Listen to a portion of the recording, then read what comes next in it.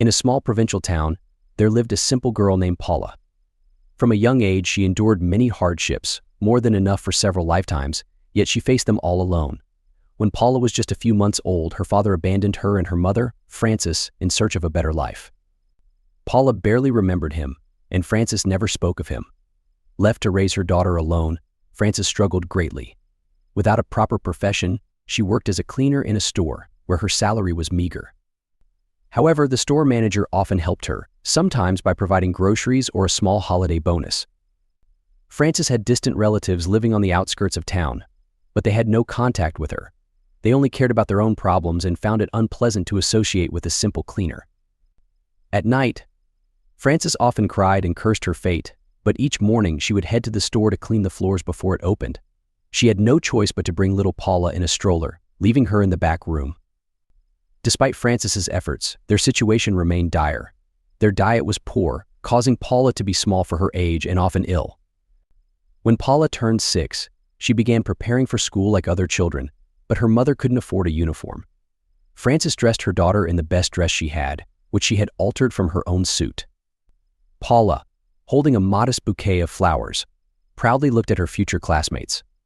She struggled through elementary school, receiving poor grades, but the teachers promoted her to middle school, recognizing that her academic difficulties were due to a lack of resources. However, Paula had beautiful handwriting, and the teachers often used her work as an example for other students. 2 months before graduation, Frances caught a severe cold. Paula was deeply worried and cried by her mother's bedside, unable to help. Neighbors called an ambulance, and Frances was taken to the city hospital, where she was constantly monitored by medical staff.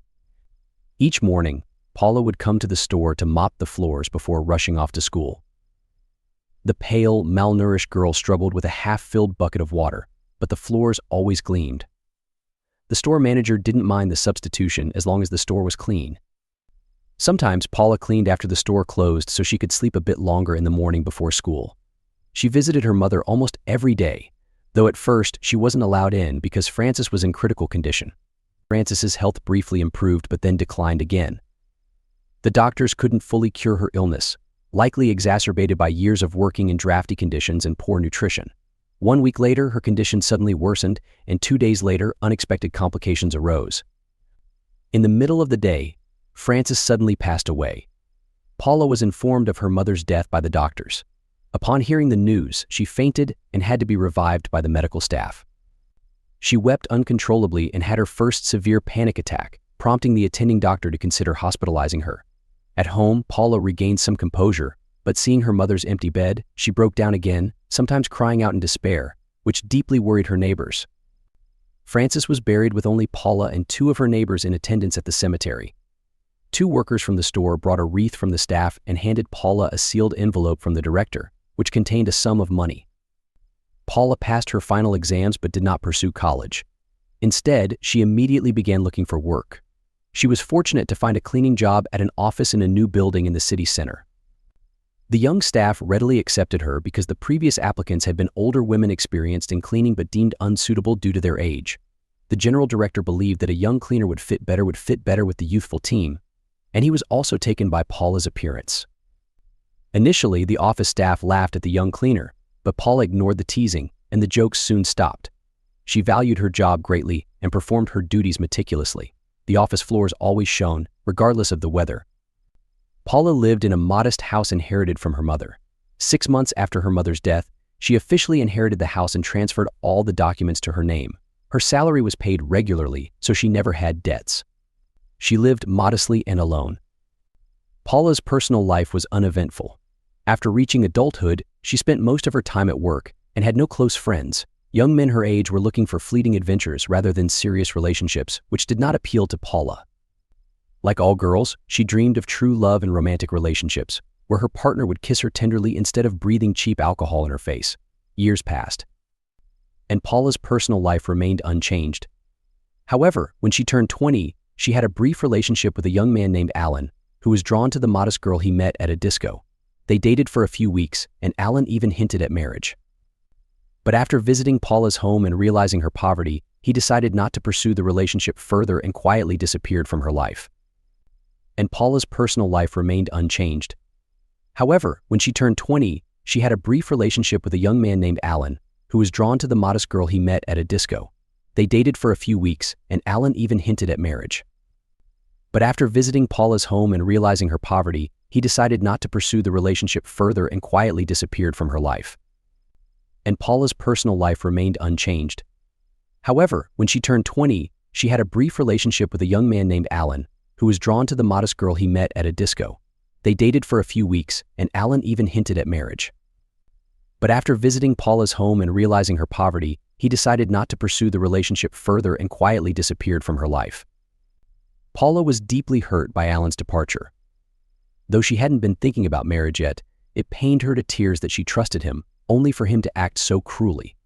In the evenings, she would stay up late reading books, often imagining herself in the place of the heroines in romance novels. Her house had a small library, which fueled her love for reading. In the office, Paula didn't form any close friendships, though the young director hinted that he wanted to see her outside of work without the other employees knowing. Paula was now wary of such meetings, as her belief in the possibility of genuine friendship between men and women had weakened. She understood that life wasn't like the beautiful movies shown in local theaters, and she distrusted people, as they rarely were kind to each other. This was evident in the office dynamics, where everyone aimed for the senior manager position and was often willing to resort to unkind actions to secure it. As a cleaner, Paula was often unnoticed but was aware of many things happening in the office. People would discuss their issues or intricate schemes in her presence, not considering her as someone who could comprehend or reveal their secrets. Paula knew a lot but never shared anything with anyone. She was an inadvertent keeper of some confidential information. She didn't expect any major changes in her life, but fate had a significant test in store for her. One winter evening, as she was returning from work, she saw an elderly man in a small snow-covered park. Despite the approaching blizzard, he sat on a bench, seemingly lost in thought or perhaps dozing, oblivious to the snowfall and strong gusts of wind. The man held a beautiful leather briefcase, which clearly did not belong to him, as such an item was typically owned by wealthy businessmen or company executives.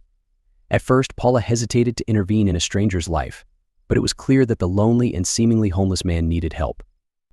"If I walk by and he freezes to death, how will I live with that?" Paula whispered to herself. "No, I can't let him freeze." "Good evening," she addressed the stranger. "Why are you sitting out in the cold? A blizzard is coming soon. Do you have nowhere to go?" "I'm already home." "My home is the street." "Wait, let me take you to my place. I live nearby. There's a place to warm up. You won't inconvenience me, and I can give you hot tea with raspberry jam to keep you from getting sick." "Why do you care about a homeless old man? You're young and pretty. Your husband must be waiting for you at home." "I'm not married, and I live alone, so no one is waiting for me. My house has 2 rooms, and I can offer you one for temporary shelter. Please don't refuse. I won't leave you out here. The blizzard is starting, and the wind is getting stronger. You could freeze. My home is warm." "And you'll warm up quickly," Paula said with concern. The elderly stranger hesitated. On one hand, he was already quite cold, but the idea of going home with an unknown young woman made him weary. He had long since lost faith in the selfless kindness of others. However, the temptation to be warm and have some hot tea was strong. After a brief moment of hesitation, he agreed. As he took off his coat in the hallway, Paula put a kettle on the stove to make fresh tea and searched the fridge for jam. She always made sure to have good tea. With every paycheck in advance, she bought a packet of real tea and stored it in a special tin box. The unexpected guest went to the bathroom and thoroughly washed his hands. It was clear that he had once been a cultured person, used to taking care of himself, and had become a drifter due to circumstances beyond his control. In the light, Paula could see him better. He appeared to be about 60, slightly hunched over. They introduced themselves, and Paula learned his name was Tony. Tony had once been a certified specialist working at a factory. He lived in an apartment and had a family, but all that was in the past. Tony grew up in an orphanage, standing out among the other children with his quiet nature and particular cleanliness. While others raided private gardens, Tony never joined in. Life in the orphanage was tough. One had to survive as the other children. Sensing weakness, would bully, and the caregivers offered little help. Tony tried to find out from the adults who his parents were and how he ended up in the orphanage, but neither the teachers nor the director ever told him anything. Young Tony spent hours in the orphanage library, reading books which helped him excel in school. However, the constant hunger always haunted him, and at night he dreamed of tables filled with delicious desserts. After finishing school and coming of age, Tony, like other orphanage graduates, received a one-room apartment and enrolled in university. He graduated 5 years later with excellent grades. The young engineer was hired at a design bureau at a factory that produced equipment for the country's army. Soon, Tony met a girl working in accounting, and they dated for a year before deciding to marry. After the wedding, Tony was advised to turn in his one-room apartment to a special fund for factory workers, and in exchange, he received a two-room apartment in a newly built house. His wife, Valerie, couldn't have children due to health issues. Despite undergoing several full examinations at various clinics, the couple decided to adopt a girl from an orphanage. Tony agreed to this mainly because he feared for his wife's mental health, as she often had hysterical fits at the sight of other people's children. Unfortunately, Valerie didn't enjoy her role as a mother for long. When Jacqueline turned 5, Valerie passed away suddenly. In just 2 weeks, she succumbed to a severe illness that, without showing any symptoms, gradually drained the young woman of her life force. After Valerie's funeral, Tony often visited her grave at the local cemetery, sharing how difficult his life had become without her. It was difficult for Tony to raise a child alone. After visiting his wife's grave, he would wipe away his tears and rush to work, knowing he needed to earn money. Despite the challenges, Tony couldn't bring himself to put Jacqueline in an orphanage, having grown up in one himself. He struggled with tasks like braiding her hair and had no idea how to care for a young girl. Fortunately, his neighbor provided some essential tips on raising a child. The factory management supported Tony, allowing him to work extra hours to provide for his adopted daughter. Luckily, there was a daycare near their home where Tony could drop off little Jacqueline early in the morning and pick her up late in the evening. Soon, Jacqueline started school, and Tony had to enroll her in an after-school program to avoid leaving her home alone. As she grew up, Jacqueline became quite unruly. Tony had been warned about her bad heredity back in the orphanage, but his wife had insisted on adopting her, and he couldn't refuse. Teachers often complained to Tony about Jacqueline's disruptive behavior in class and her tantrums in the after-school program. She didn't take her father's serious talks to heart, and Tony refrained from physical punishment. During his occasional visits to his wife's grave, Tony lamented his struggles with raising Jacqueline, but over the years, he had grown used to her and even developed a kind of love for her.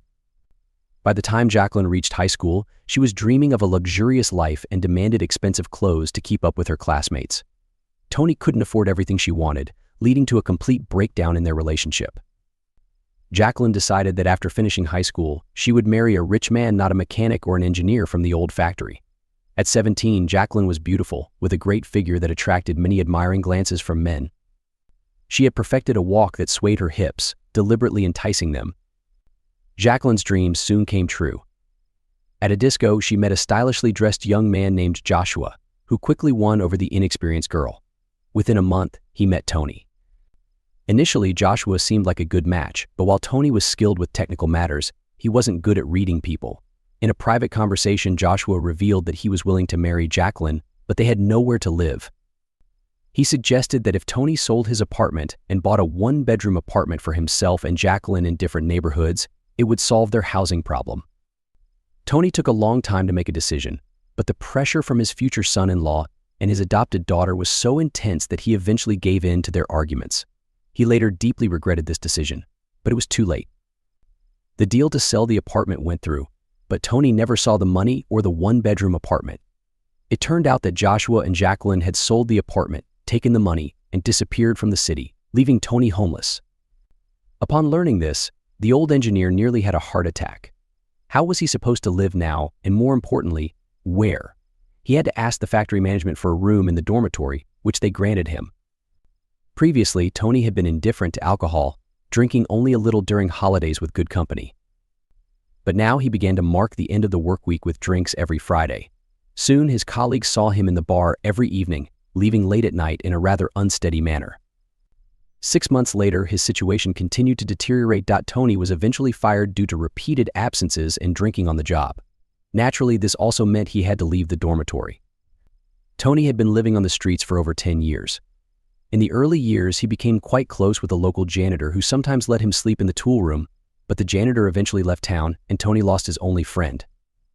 He stopped drinking because he could barely afford it. Sometimes he ate at a church that organized free meals for the needy and homeless. One day, Tony found a brand new backpack under some trash at the dump. Inside, he discovered documents and a substantial amount of money. The homeless man took the find and later, in an abandoned building where he had set up a temporary shelter, he examined the documents.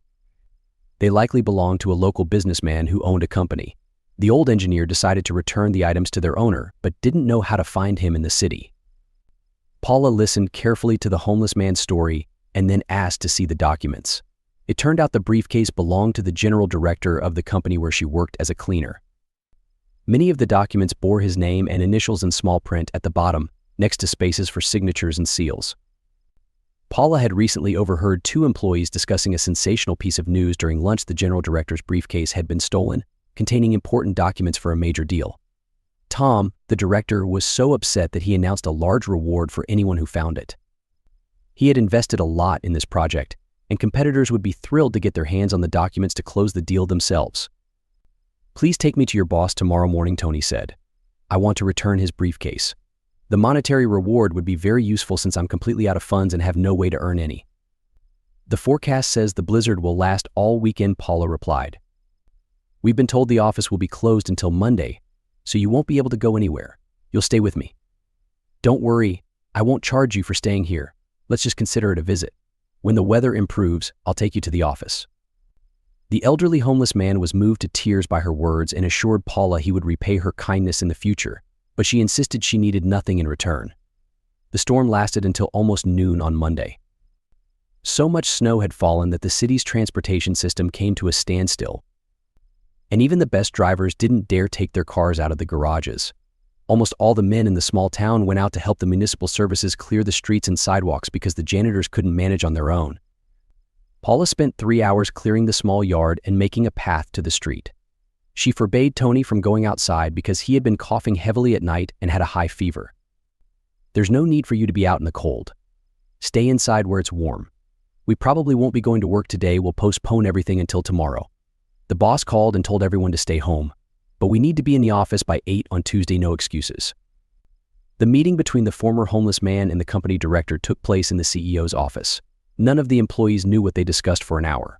Soon after, Tom called in the head of HR and the chief accountant. Paula was delighted to learn that Tony was now going to work as a security guard, rewarded for his honesty. Tony hadn't spent any of the money he had found, and the boss rewarded him with a month's salary as a guard.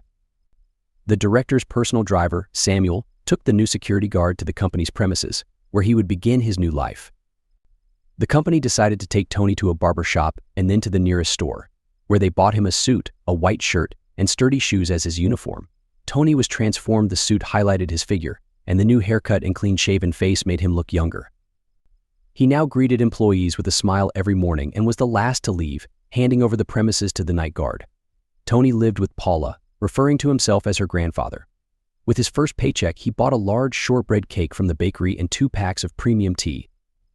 "Why did you buy this particular cake?" "Don't you like sponge cake?" Paula asked. "The thing is, sponge cakes are often soaked in brandy, and I'm now living a sober life. Plus, my late wife used to bake these shortbread cakes masterfully for family celebrations," Tony explained. Tony wanted to contribute to the rent, but Paula refused.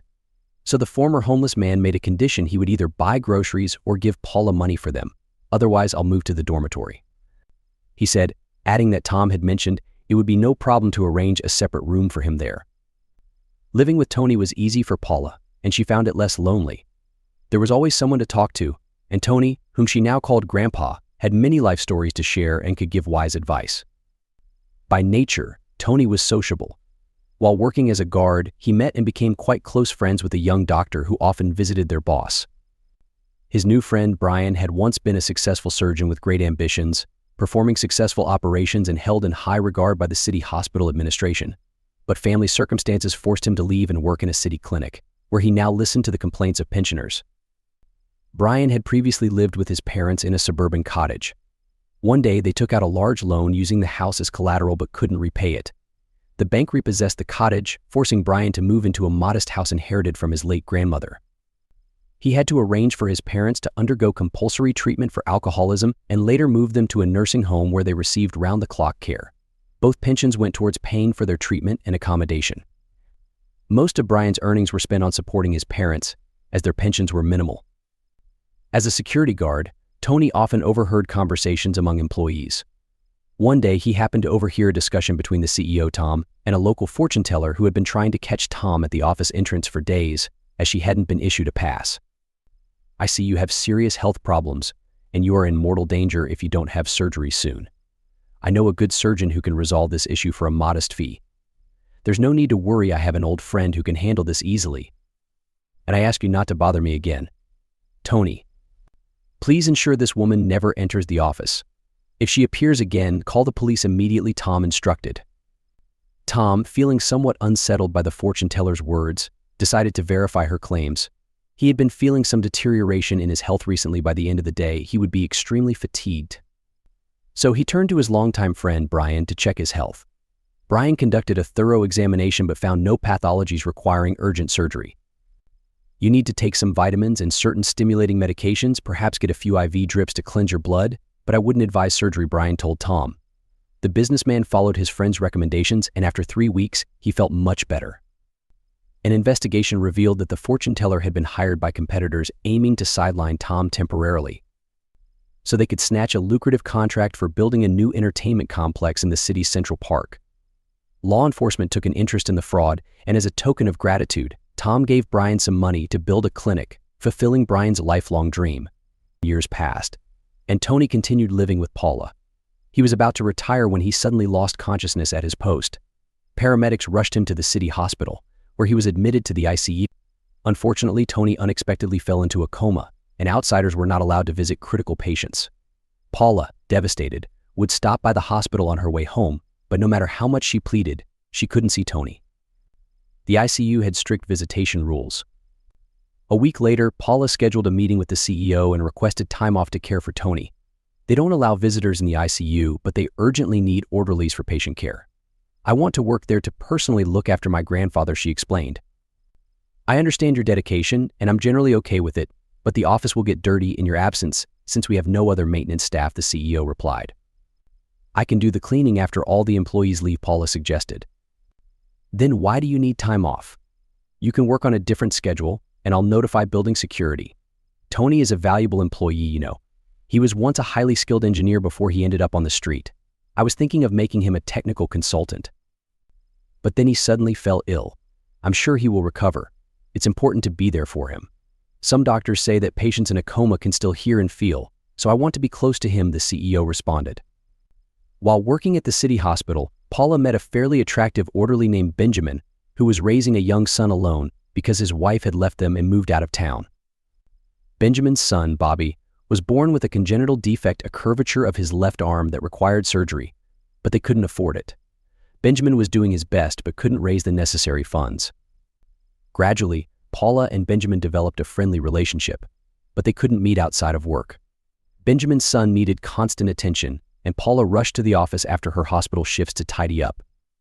Tony remained unconscious, but doctors assured her that significant improvements were expected soon, provided they could obtain the scarce and expensive medications he needed, which Paula couldn't afford. She could have asked Tom for help, but because of his apparent interest in her, she hesitated. Recently, the director had asked her out several times, but she always found a reason to decline. Honestly, she was attracted to the focused young executive, but she was cautious about hoping for anything serious, even though he had clearly hinted at his serious intentions.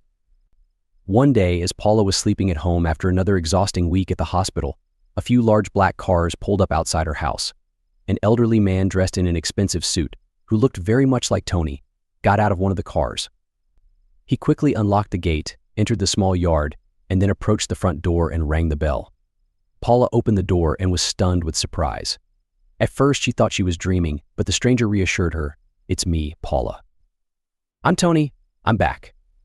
"I'm not a hallucination or a dream," the man at the door said gently. "My name is Ron, and I am your guest's identical twin brother. We were separated for a long time. My adoptive parents never told me the truth, and only before she died did my mother reveal that I have a twin brother. Our biological parents died in a car accident, and by some stroke of luck, my brother and I survived. However, due to the confusion at the scene of the accident, we were sent to different hospitals. I was taken to orthopedics, while Tony was sent to neurosurgery due to a head injury. My future parents had long dreamed of adopting a child from an orphanage, and fate gave them a surprise.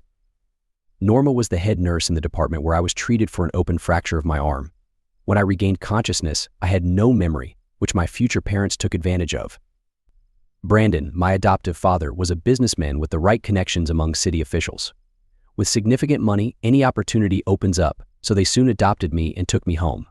They kept the fact that I had a twin brother a secret and forbade the orphanage director from saying anything. That's why I never searched for Tony. I graduated from school with honors and went on to university. Later, I started my own business and achieved great success. I am now a billionaire with enterprises not only abroad but also in this country. When my parents died last year, my mother confessed that my twin brother lived somewhere in my hometown. She apologized for separating us as children but explained that they didn't dare adopt Tony due to his poor health and amnesia. The doctors had said my brother was unlikely to survive, but he managed to overcome the illness and become a normal person. Medicine wasn't as advanced back then, and doctors sometimes made inaccurate forecasts. The hospital staff gave me clues on where to find Tony, and I'd like to discuss his further treatment with you. Ron and Paula talked for several hours at her home, and the successful businessman proposed a reliable solution. He would transfer his brother to a private clinic where medical professionals could handle his recovery. Don't worry, after Tony recovers, he will return here, and I will buy a house for him nearby so you can continue to stay in touch. Is there anything else I can do for you? Paula was initially overwhelmed by this sudden turn of events but quickly composed herself. She realized that she had a chance to help Benjamin get treatment for his son. Although she hesitated to travel to another city with Tony, even though Ron could arrange that, she had one request. My friend has a son who suffered an injury during birth. He has a partial arm deformity and needs surgery, but his father doesn't have the money. If you could help, I couldn't ask for more. You saved my brother when he was nearly freezing on the streets, took in a complete stranger, warmed him, and gave him a room. I owe you, and I am happy to fulfill your request. Consider the child already operated on the best doctors in this city will take care of it, Ron assured her. Thus, Paula unexpectedly managed to resolve almost all the issues that had been troubling her. Soon after, Ron left but left a large sum of money for Paula. The modest Paula had never seen such a sum before, but it would soon come in handy. Events began to unfold very quickly. Tony was moved from the city's intensive care unit to an airfield, where a plane was waiting for him. Within a few hours, he was delivered to a private clinic. Brian, the talented surgeon, performed the surgery on little Bobby at his clinic, as he was considered the best surgeon in town. The operation was a success. Unfortunately, not everything in life goes as planned. Tragedy struck when Bobby's father, Benjamin, was killed in an accident while returning from the hospital. He was struck by a car right near his home. The police quickly found the culprit, a driver who had been sleeping in the cab of a truck parked outside his house. The investigation revealed that the driver was drunk and didn't notice the pedestrian at the intersection. Upon hearing about the tragedy, Paula left her job and went to Benjamin's home, where little Bobby was left unattended with no one to care for him. Years passed. Tony fully recovered and returned to the city. His twin brother bought him a small house near the office where the former vagrant continued to work. Brian managed his clinic, and many businessmen scheduled appointments in advance. The talented surgeon not only performed surgeries but also consulted students from the local university. Ron frequently visited his brother. The two siblings had much to talk about and reminisce, but Ron couldn't live permanently in the city. He needed to oversee his enterprises and manage his vast conglomerate. Paula adopted little Bobby and no longer worked as a cleaner. Tom, the CEO, had finally proposed to her, and she couldn't refuse. The CEO had always had a soft spot for the modest girl and secretly loved her. Now they lived as a happy family and planned to have a sister for Bobby soon so he would have someone to play with.